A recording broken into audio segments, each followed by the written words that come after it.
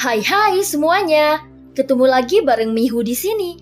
Oh iya, kali ini Mihu akan membawakan alur cerita dari film Donghua yang berjudul Battle Through the Heaven. Mihu mengingatkan sekali lagi ya bahwa konten ini full spoiler.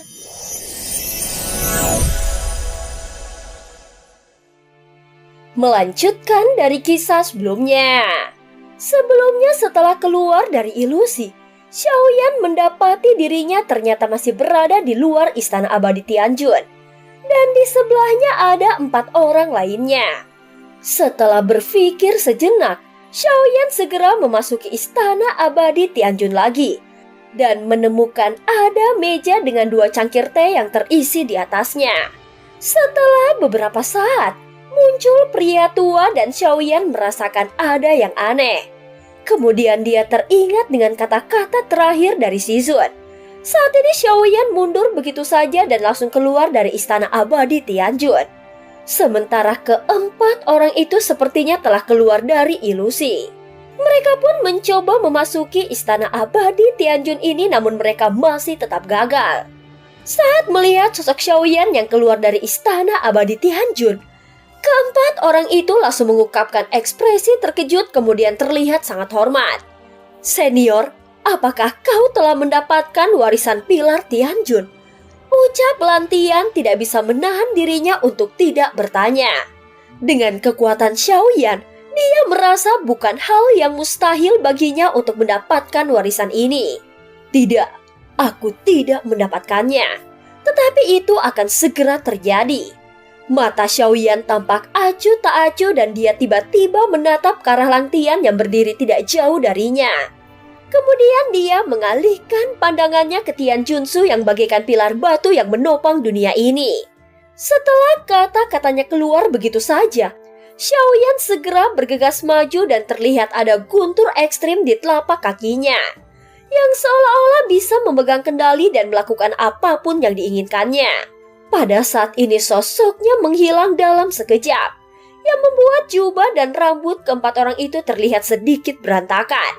Saat mereka melihat sosok Xiaoyan lagi, mereka mendapati Xiaoyan sudah muncul di depan pilar batu. Jika dibandingkan dengan pilar batu besar ini, maka Xiaoyan terlihat sangat kecil. Saat Xiaoyan melihat pilar batu di depannya ini, dari kejauhan dia masih tidak merasakan apapun. Tetapi saat Xiaoyan sudah begitu dekat dengan pilar batu ini, dia merasakan rasa penindasan yang kuat, sehingga membuatnya sulit untuk mendekatinya. Mungkin di dalam Istana Abadi Tianjun benar-benar memiliki warisan. Tetapi Xiaoyan tidak mau membuang waktu untuk hal itu. Meskipun itu adalah harta paling berharga dari klan Qimi, namun satu-satunya cara untuk memperolehnya adalah dengan mendapatkan warisan. Lihat apa yang ingin dilakukannya. Apakah dia ingin mengambil pilar Tianjun secara langsung? Mustahil harta karun yang luar biasa bisa diambil dengan paksa.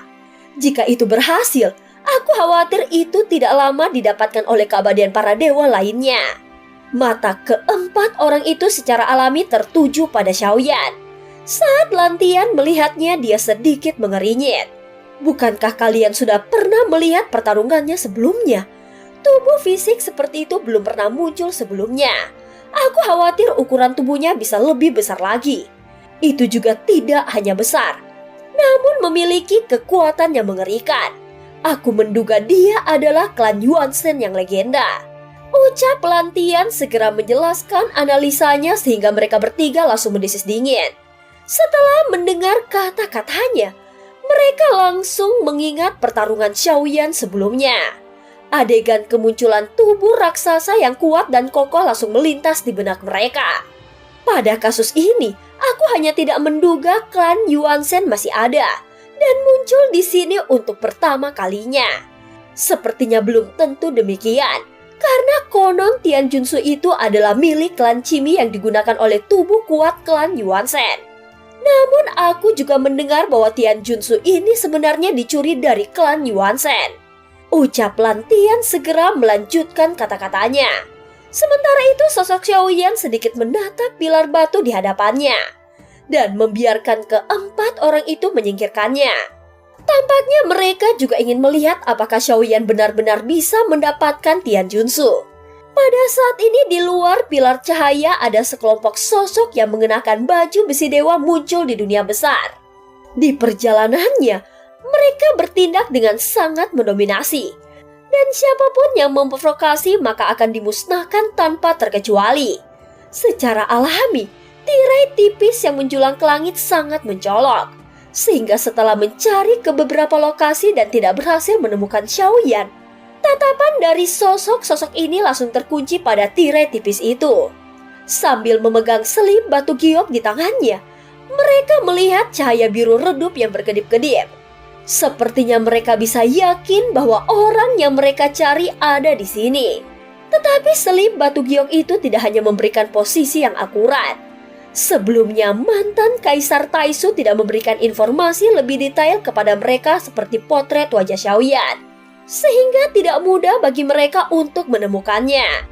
Mantan Kaisar meminta kita untuk menemukan lokasi orang ini. Beritahu saja mantan Kaisar bahwa kita sedang mencarinya dan cahaya dari selip batu giok selalu sama. Itu artinya kita masih agak jauh dari orang ini. Dia mungkin berada di dalam tirai tipis itu. Setelah mengamati ke sekeliling dan menganalisa beberapa kemungkinan, sekelompok sosok ini segera bergegas menuju tirai tipis. Saat mereka tiba di depan tirai tipis, suara kelompok Taisu yang terbang terdengar menderu dengan sangat keras. Saat ini masih banyak sosok yang berada di luar tirai tipis. Dan mereka terkejut saat melihat pemandangan ini. Mereka semua segera mundur dengan hati-hati. Terlebih lagi saat melihat sosok-sosok ini mengenakan baju besi dewa. Dan setiap penampilannya tampak sama. Bagaimanapun dari banyaknya orang yang ada di sini, masih ada yang mengenali ciri Taisu ini. Hingga tidak ada yang berani mendekati mereka. Ada fluktuasi kuat di sini. Aku khawatir kita tidak bisa masuk dengan mudah. Setelah di antara mereka ada yang selesai berbicara, seorang prajurit Taisu langsung bergegas keluar menuju tirai cahaya. Segera terdengar ada suara yang bergema di udara. Di bawah pengawasan orang-orang sekitarnya, sosok prajurit Taisu yang langsung melesat ditembak mundur ke belakang. Namun dorongan kuat itu tampaknya dapat diatasi dengan cepat olehnya. Setelah prajurit Taisu ini menstabilkan sosoknya, terlihat jelas dia tidak terluka sedikit pun. Ini hanyalah ruang ujian. Semua orang terkejut mendengar kata-katanya. Segera semua orang dapat melihat para prajurit Taisu ini mengeluarkan potongan-potongan benda. Menyaksikan hal ini semua orang menampilkan tatapan yang aneh. Mereka juga melihat potongan-potongan itu disatukan. Terlihat ada sebuah benda berbentuk tong panjang, ada juga bilah horizontal di ujungnya. Semua prajurit Taisu melangkah maju sambil memegang benda yang seperti bor ini. Segera raungan datang darinya. Di depan benda ini ada cahaya yang mulai berkedip. Kemudian mengembun menjadi bola cahaya dan terus berkembang. Sehingga memancarkan fluktuasi yang mengejutkan dan tidak normal. Setelah hampir sebatang dupa, bola cahaya telah berubah dari putih menjadi merah. Kemudian langsung berubah menjadi seberkas cahaya. Dan secara mengejutkan meledak ke arah tirai cahaya tipis. Tentu saja setiap orang yang melihat pemandangan ini menjadi sangat terkejut. Aku baru mengerti. Ternyata orang-orang yang berarmor hitam ini ingin merobek tirai tipis itu. Mereka sangat aneh. Tirai tipis itu tidak bisa dihancurkan dengan mudah. Dikatakan bahwa keabadian para dewa pun tidak dapat menerobosnya. Ucap beberapa sosok yang tidak mengenali pasukan Taisu ini langsung mencibir. Namun mereka masih penasaran dengan adegan selanjutnya. Di bawah serangan pemboman pertama, tirai cahaya tipis hanya bergetar namun tidak ada tanda-tanda retakan.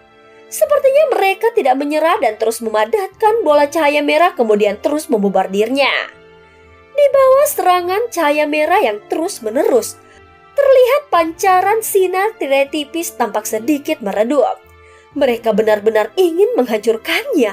Mungkinkah kita juga bisa menggunakan ini untuk memasukinya? Tatapan dari banyak orang yang awalnya bertanya-tanya sekarang tiba-tiba muncul kilatan cahaya di mata mereka. Sehingga semua orang menunjukkan pandangan yang penuh harap. Sementara itu di balik tirai tipis, Cahaya keemasan tampak berkedip, bahkan membentuk busur listrik yang menyapu dan meresap ke seluruh tubuh Xiaoyan. Tanda bintang 9 juga berkelap-kelip di antara alisnya. Di antara guntur ini, tubuh Xiaoyan langsung melebar hingga beberapa ribu kaki.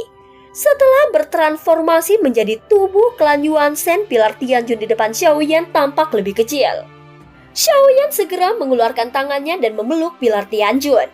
Saat dia memeluknya, ada kekuatan yang tak terlihat muncul dari pilar Tianjun yang membuat Xiaoyan langsung terkejut. "Kau sudah begitu lama berdiri di sini. Apakah kau masih tidak ingin pergi?" Saat Xiaoyan terguncang, energi dan darahnya langsung melonjak. Seketika tubuhnya memancarkan cahaya keemasan, dan tubuh fisiknya terus berkembang menjadi lebih besar. Saat berikutnya dia kembali memeluk pilar Tianjun, dan sepertinya ada dampak konstan yang datang dari pilar Tianjun ini. Terlihat semua awan di sekitarnya kembali bergulung sehingga membuat langit menjadi gelap dan awan yang menggeliat ini tampak seperti binatang raksasa. Menghadapi dampak kali ini Xiaoyan tidak terguncang. Sambil menggertakkan giginya, dia mulai mencabut pilar Tianjun, kemudian cahaya keemasan juga muncul dari tubuh Xiaoyan. Saat dia mengaktifkan tubuh fantasi emas dan terlihat cahaya keemasan terus mengalir di tubuhnya. "Bangunlah untukku," ucap Xiaoyan meraung dengan marah. Pada saat ini seluruh daging dan darahnya meledak dengan kekuatan yang belum pernah terjadi sebelumnya. Seluruh dunia di sini juga langsung bergetar dengan hebat. Bagaimanapun bukan hal yang mudah untuk mencabut tiang yang seperti menopang langit. Itu seperti mencabut pohon besar yang berakar di tanah. Dan cerita pun berakhir. Terima kasih udah dengerin Mihu dari awal sampai akhir ya. Sampai jumpa.